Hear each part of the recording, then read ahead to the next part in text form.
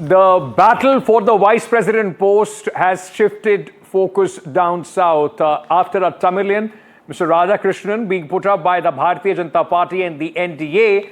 The opposition today decided that it is going to be Justice Reddy who will be taking on Mr. Radhakrishnan. So it is going to be an NDA, an opposition pick in which it is an RRR kind of a blockbuster, which is brewing up or building up for September 9th, where Radhakrishnan is going to take on Reddy, and it is the race for the vice president's post. One from Telangana and the other one, in fact, from Tamil Nadu. So it is a big blockbuster. The tables have been turned, both the sides trying to send big political message as well. Let's just very quickly tell you in top 6 developments of how this story has played out through the day.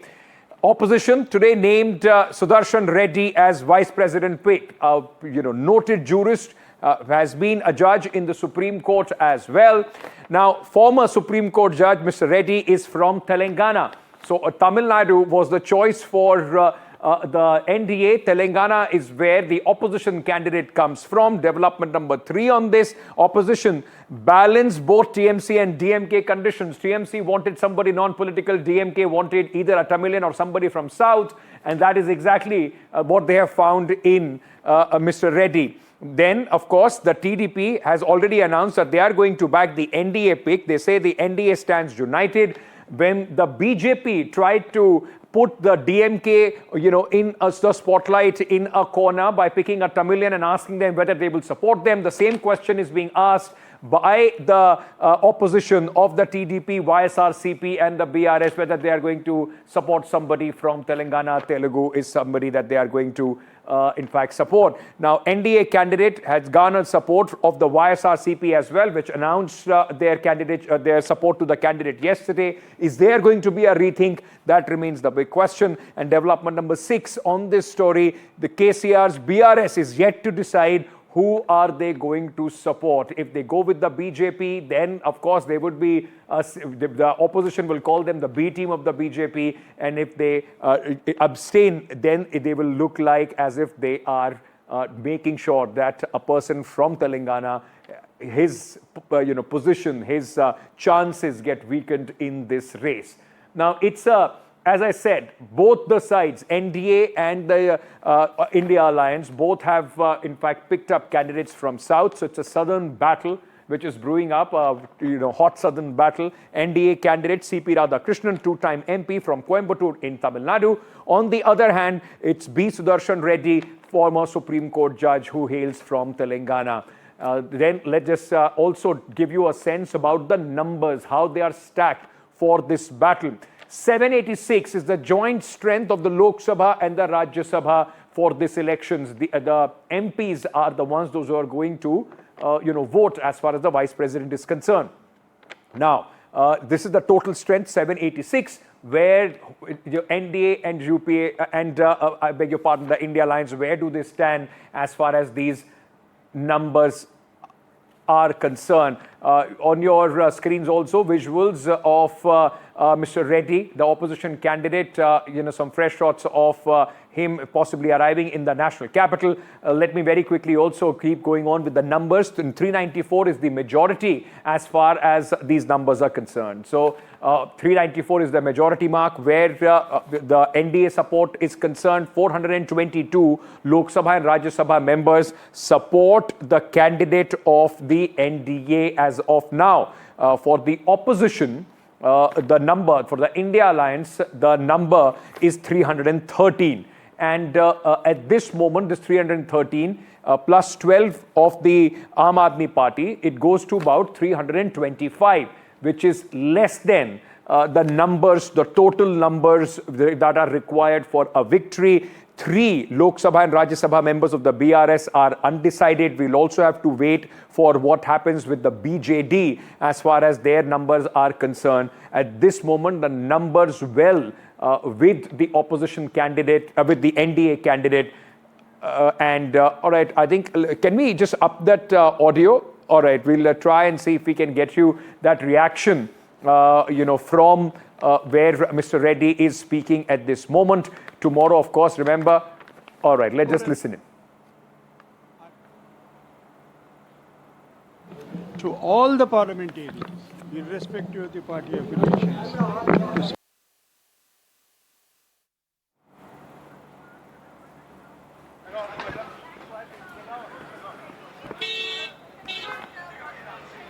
Okay, let me very quickly go across to my colleague Ashish, who is joining us with more details from Hyderabad.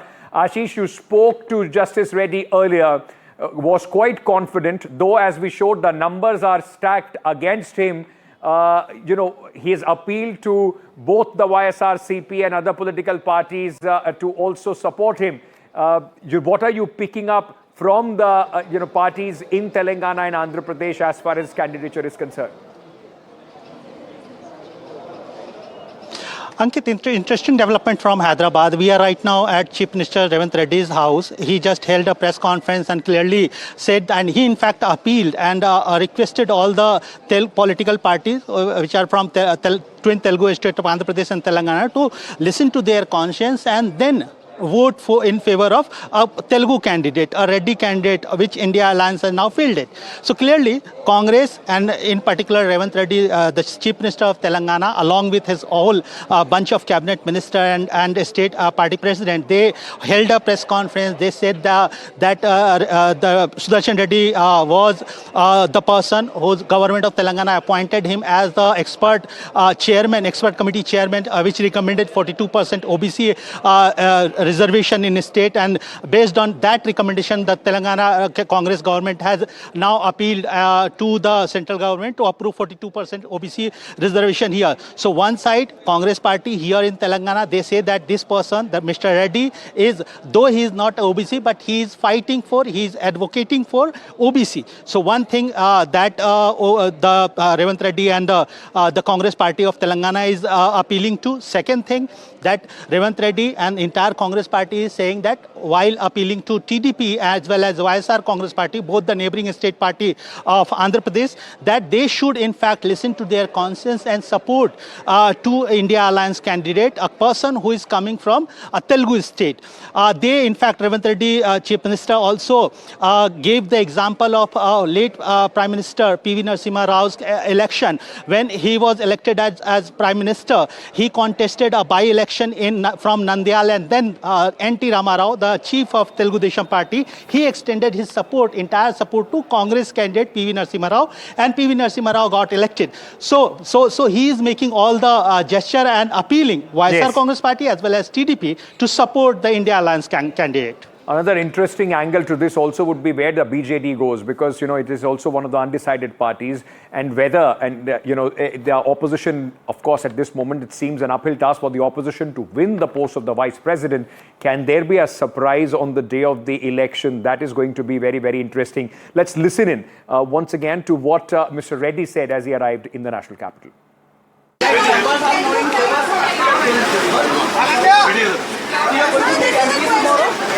This is also a question of Telugu pride. So how proud are you of Sanjeev, इधर आके बाहर अरे राजू अन्ना आप यहीं लगाना आ जाओ लगाओ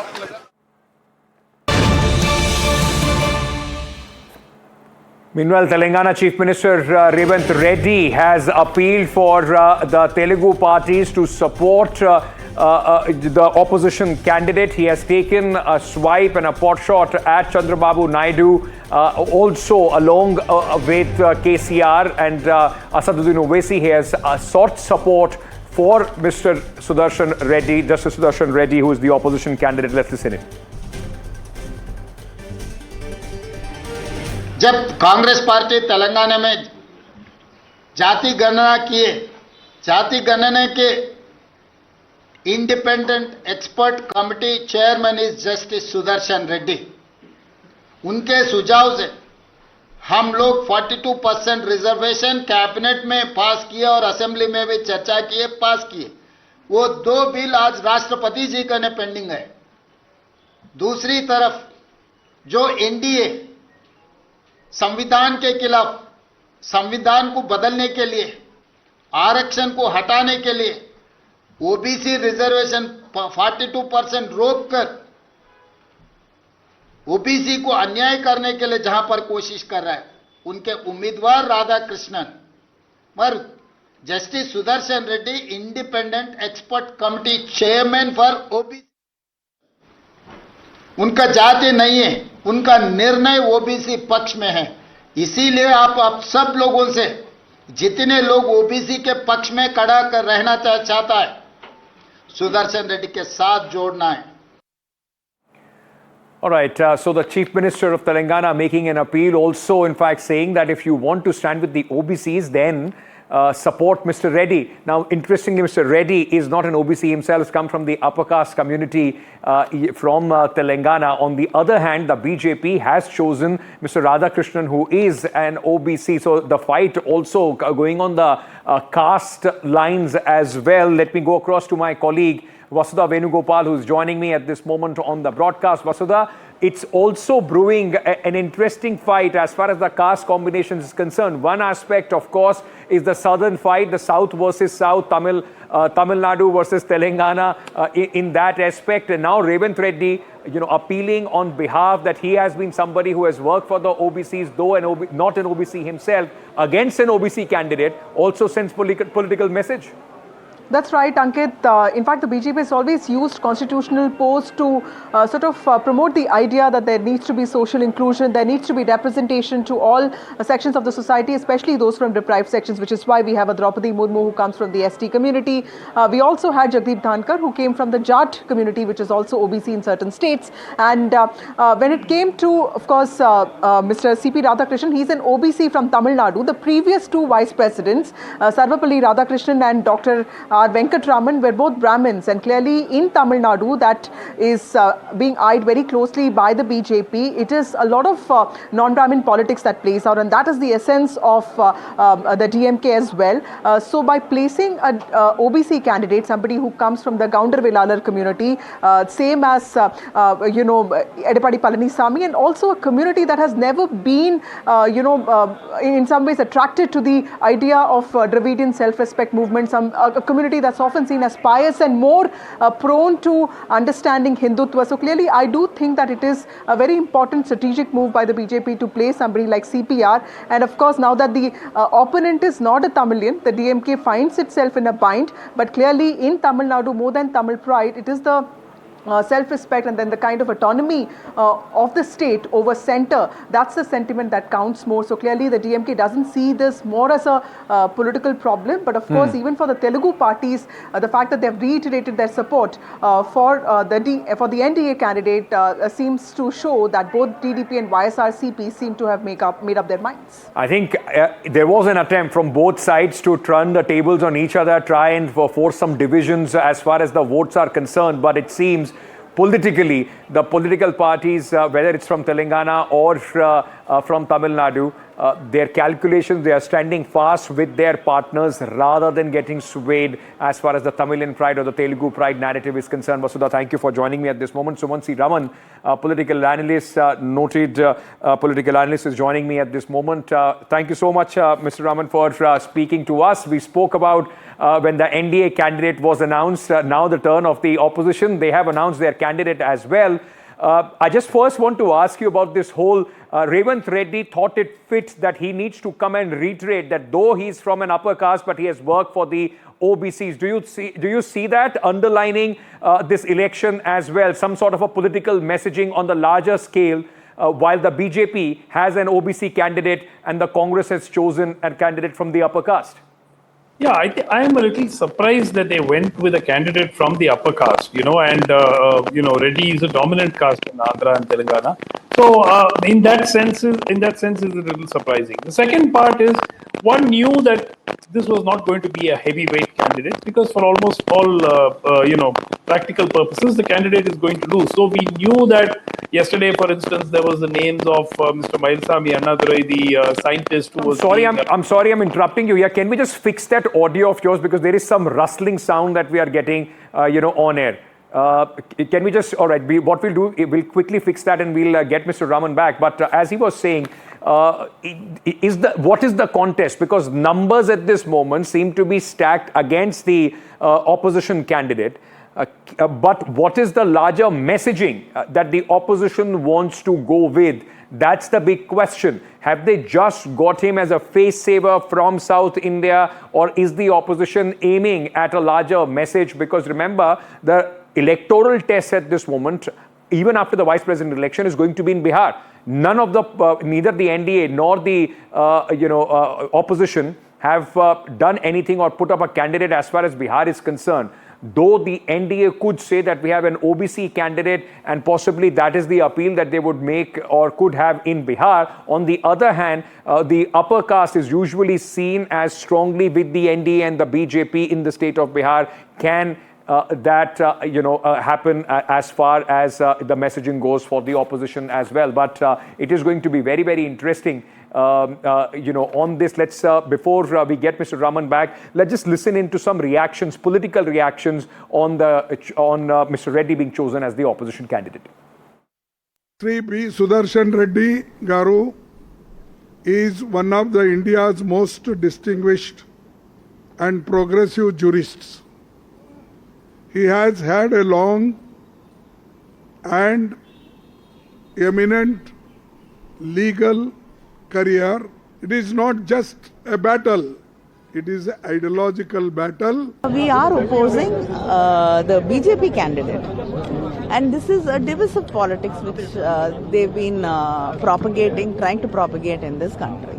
And that is what our answer to that is to bring in a person who values the Constitution. They are trying to do away with the Constitution. They've never respected the Constitution or the Parliament. The candidate which the opposition has chosen is a person who respects the Constitution of this country and also the people of this country. Prime Minister also has mentioned about his humble life, even now as a governor of Maharashtra also. Rajnath Singh ji has asked multiple parties to support Radhakrishna ji unanimously. I think other parties should also must have also heeded to his request. Most importantly, DMK and other parties, they should have heeded to this request and should have supported Radhakrishna ji. Numbers are heavily stacked in favor of Radhakrishna ji, so I don't see a contest here, and Radhakrishna ji will come out with much bigger majority than last time. All right, Mr. Raman is back with us. Sir, let me ask you this. We've been discussing the numbers largely are stacked against the opposition candidate. Is there still a political message in this fight for the opposition, or at least that the opposition wants to propagate? I don't see the political message. Had they chosen a OBC leader or a Dalit leader, particularly maybe from a state like Bihar, at least one could have thought that there was some kind of messaging going on. Choosing an upper caste, member from the Reddy community, beyond the narrow hope that it could put Mr. Chandrababu Naidu in a bit of a bind, which it clearly was not going to. Everybody knew that he was not going to budge on voting with the NDA. So that was always going to happen. So other than that, I cannot understand what they achieved. We knew that they would choose a lightweight candidate. That was always on the cards, because we've seen this pattern many times. When it's a lost cause, no heavyweight candidate usually steps up to the plate and says, I will put my neck on the block, knowing that I'm going to lose. Very often we've seen this history of opposition candidates, even when the UPA was in power. The NDA candidates who then contested, many of them were lightweights, when the battle was sort of known that it was going to be lost. So I think that they possibly missed a trick here. They haven't done well enough. I mean, with all due respect to Mr. Sudarshan Reddy, I don't believe that his candidature is going to get the India Alliance any kind of brownie points in this. And for all practical purposes, I think that we can potentially look at moving on. Mr. CPR has this in the bag. I don't see any problems in him getting elected. That's quite candid. Mr. CPR has in the bag September 9th. If, as Mr. Sumant Reddy is saying, if Sumant Raman is saying, I beg your pardon, if everything goes as planned, we already know who the next vice president is going to be. Possibly the opposition, according to him, missing a trick. If nothing else, could have sent a message in the electoral state of Bihar, which they have also missed. Thank you so much, sir, for joining us.